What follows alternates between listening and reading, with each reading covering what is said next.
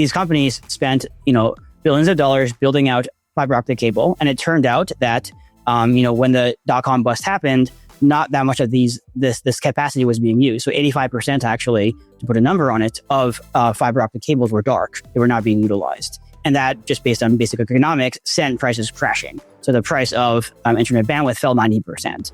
And that's obviously very bad for the telecoms, many of which went bankrupt, like Global Crossing being a big example. And so that's risk number one, which is you're on the hook. You're opening your checkbook to write the check to build out this technology. If it works, that's good. If it doesn't, you're the one who's on the hook.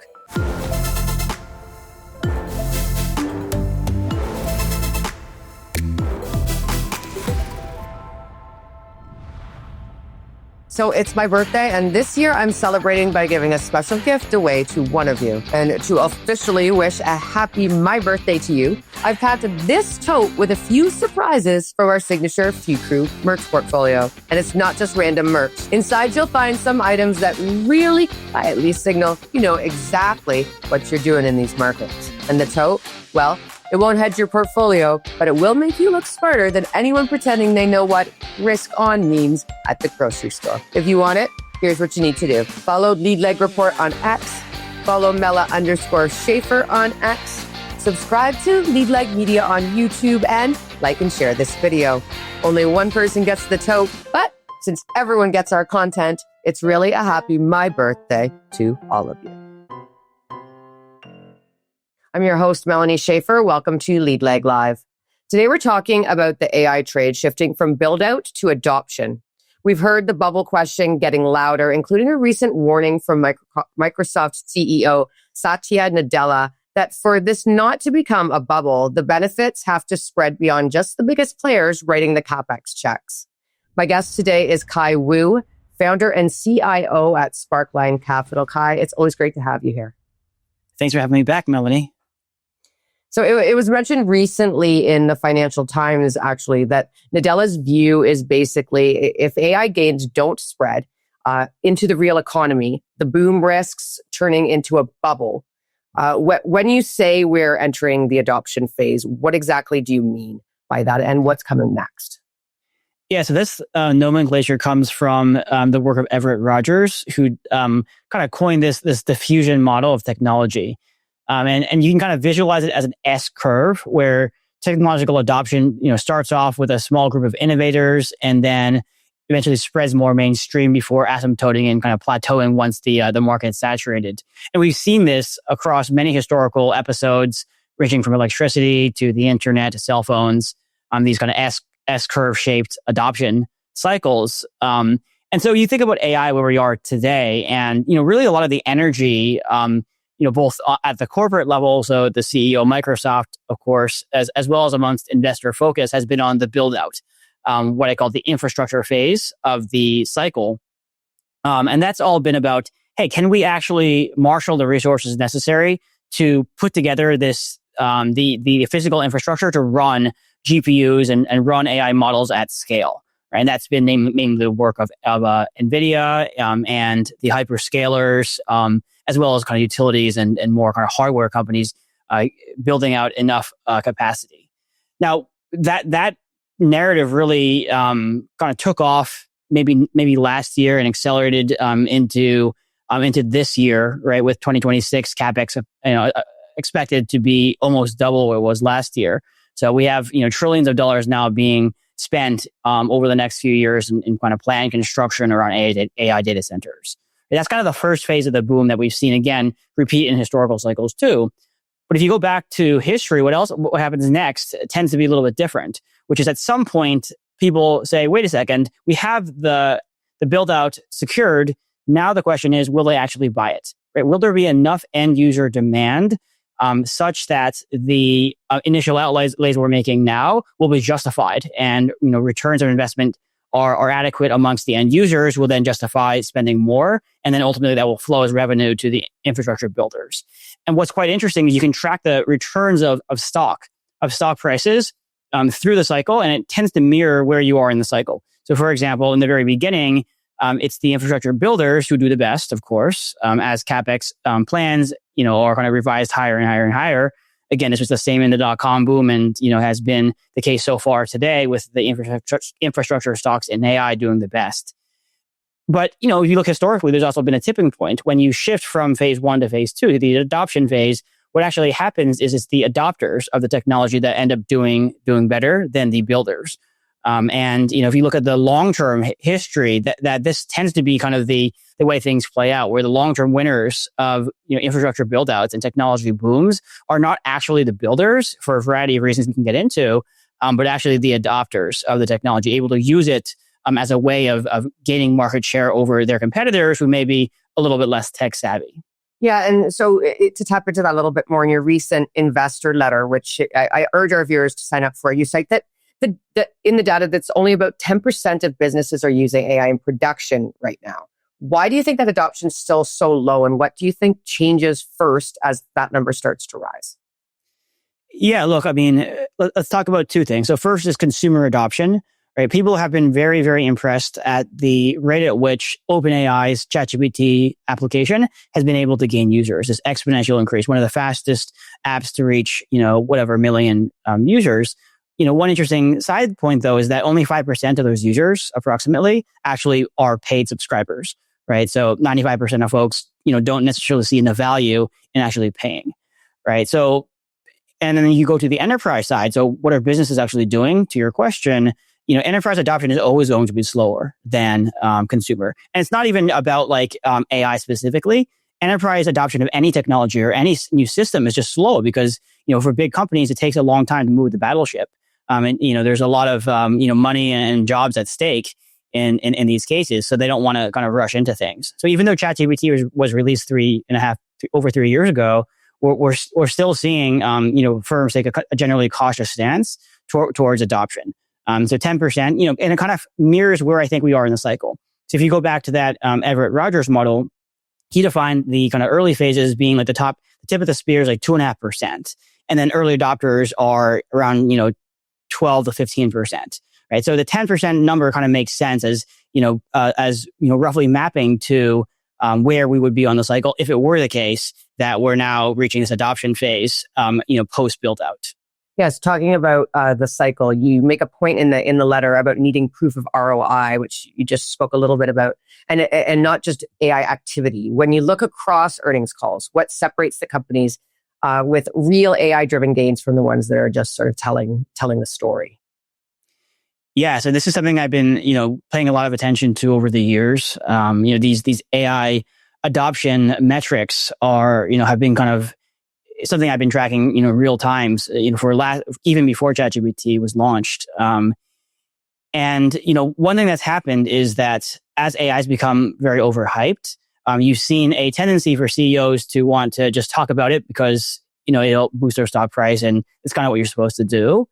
So the trick became, how can we go about, this is obviously useful data, right? There's thousands of companies that are talking about their businesses on these earnings calls. So we want to be able to use it.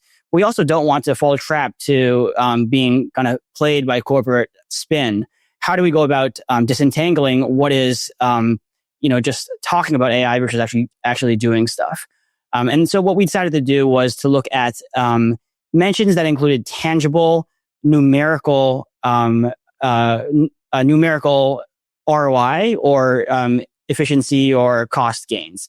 And so what I mean by that is if a CEO says, oh yeah, we're using AI to transform our business, that's very vague. It doesn't mean anything. Of course, everyone's going to say that. But if they say, actually, we used this new AI product called X and it helped increase the asset utilization of our, of this thing we have by, 12.15% or, some kind of numerical amount, it's more likely that they're actually citing tangible gains. So that was kind of the way we went about doing this. And of course, we use a large language model itself to go through all the earnings call transcripts and classify them as being into one of three buckets.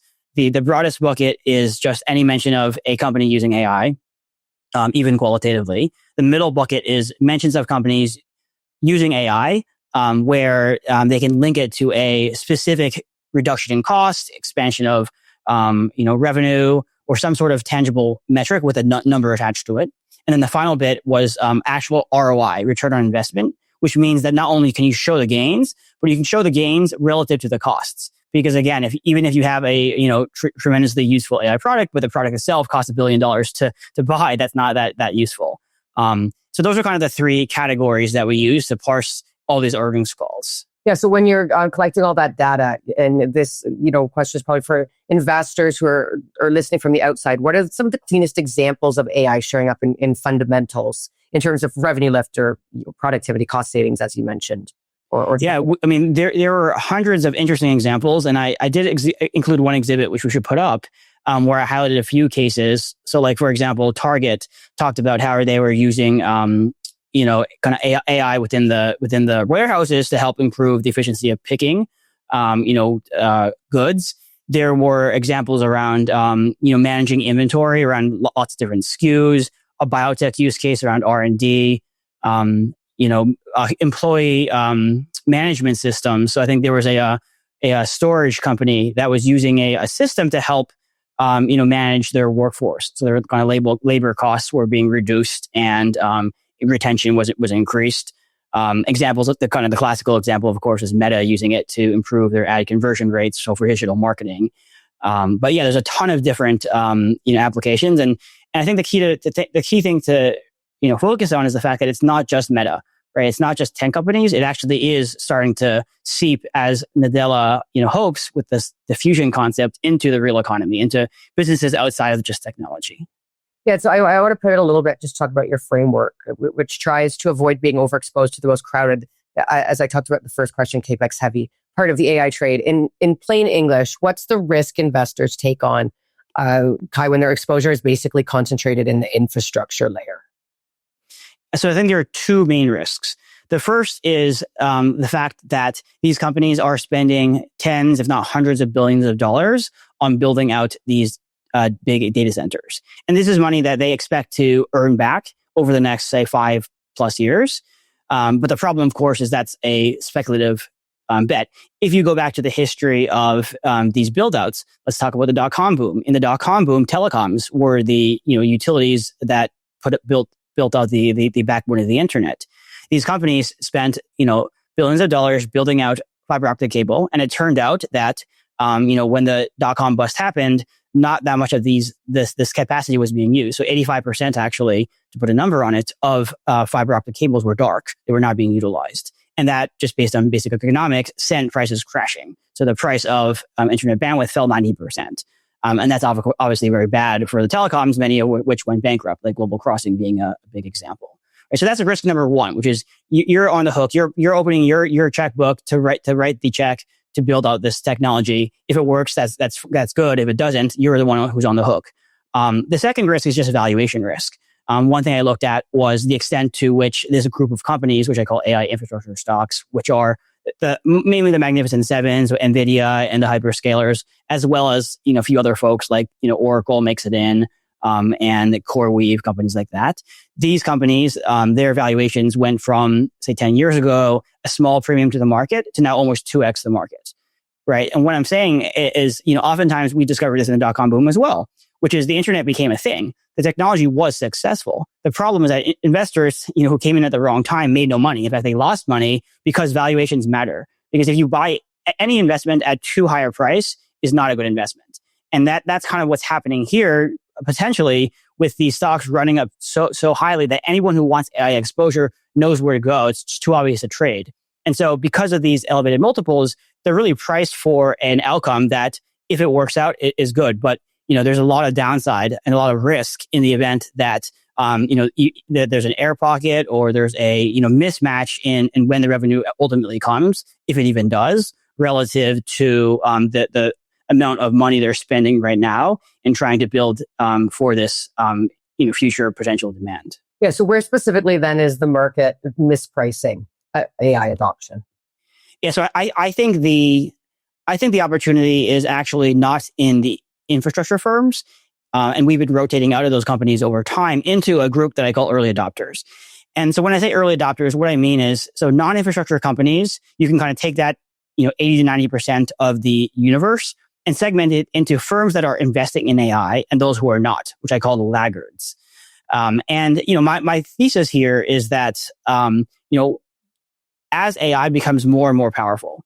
And if it indeed will be transformative, which I think many people, including myself, expect it to be, and including Satya Nadella, who expects it to, he says, bend the productivity curve to really increase margins for the companies that are using it.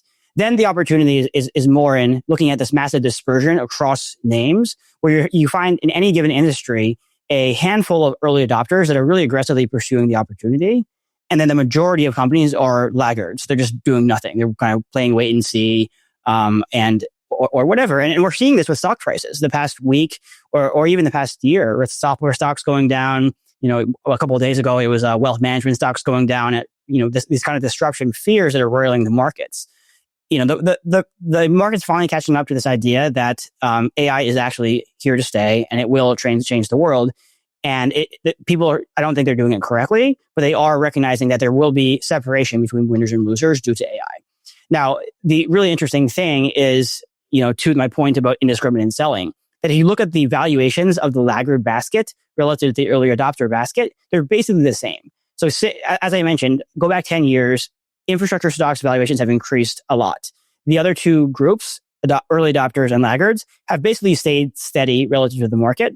And there's really very little difference between the two, implying that the market is basically saying, I think either everything will be disrupted or nothing will be disrupted, but is not, being thoughtful about how there's some dispersion, that maybe some companies will be winners and others losers, and not really rewarding companies for the investments they're making in AI, even though we expect those to translate into tangible gains as we move forward. Yeah. So then for an advisor who's thinking about how to fit things into their portfolio, or if someone wants AI exposure but doesn't want to be all in on the most expensive, most crowded names, as you've mentioned, what does a reasonable allocation mindset look like? Yeah. So first of all, I think just to kind of level set, I think the challenge that we face today, advisors face today, and anyone, even retail investors, is that the standard indices, let's take the S&P 500, they're just massively overloaded with AI infrastructure stocks. So for example, the S&P 500 is 33% Magnificent Seven, which we all know. But then if you add in the Oracles of the world, the rest of the infrastructure stocks, you're talking about almost 50% of the index. So you think you're making a passive market bet on the market, but really you're just taking a huge, a huge exposure, concentrated exposure to the sustainability of this boom and the trillions of dollars being spent, in building out these data centers. And if it works out, that's fine again. But if it doesn't, you actually have a lot on the line. And I think people don't, correctly appreciate the extent to which they are making that implicit bet. So what are the solutions? I think there's two things people have generally done. One is they said, you know what, I'm so scared of this AI bubble that I'm just going to completely go the other way, buy, value stocks, buy international stocks, buy, small caps that have less exposure to AI. And you can do that. The problem is that then you're basically taking the opposite risk, which is that what if AI does continue to advance and the technology does improve? Well, then you're missing out on the entire thing, right? That's like someone who owns no internet stocks in the .com boom. Okay, fine, you missed the bust, but you also miss out on this revolutionary technology. And so you just get chock full of laggards if you do that. I think that the solution is, kind of framing this not so much as a dilemma, but there's kind of this middle ground, this third option, is how I've talked about it, which is these early adopter stocks that, offer a lot of the upside of AI if it works out. These are the kind of second order beneficiaries of AI technology, right? The examples would be, retailers in the railroad boom of the 1860s that were able to use the technology to ship their goods more efficiently, or Netflix, Meta, Google in the internet era. They were the big long-term winners because they were able to use the internet, the subsidized internet, because of the price of bandwidth falling so much, to build these huge businesses, right? So the early adopters, have historically been the kind of winners in the end game. And where the infrastructure builders end up being utilities. I'm not saying it will necessarily play out that way, but you keep that in mind when you keep that in mind when you think about where should I be putting my money when I'm betting on AI, and then pair that with two more pieces of information. One is that the early adopters are a lot less overvalued, as I mentioned. Two, they're a lot less capital intensive. In fact, they're actually more capital light now than they were 10 years ago because they're offloading a lot of the infrastructure building costs to the cloud providers. And I guess third, this third point would, in their favor is just diversification, right? Like the infrastructure firms are like 85% technology companies, whereas the early adopters, they have some tech bias. Obviously, tech companies tend to be more, progressive when it comes to adopting technology. But the majority of the early adopter basket is actually industrials, healthcare, financials, kind of these old economy companies. And it just happens to be the leaders in each category, in each respective sector, that, from a relative standpoint, are believed to have a potential advantage due to their, forward-thinking investments in AI.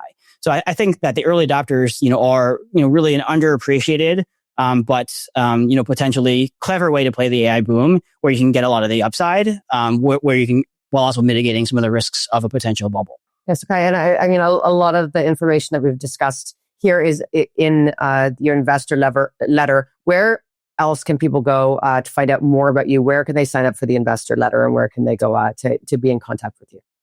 Yeah, so the investor letter is obviously about the funds themselves. So it lives on our fund website. So it's just etf.sparklinecapital.com. And you just go to the website, you'll see this year's letter, last year's letter as well. And if you want to just find me more in general, like I have a website where I just post kind of more academic research I do, called sparklinecapital.com. And I'm also available on Twitter and LinkedIn at @CKaiWu. Awesome. Well, Kai, thank you again so much for joining me, and thanks to everybody for watching. Be sure to like, share, and subscribe for more episodes of Lead Like Live.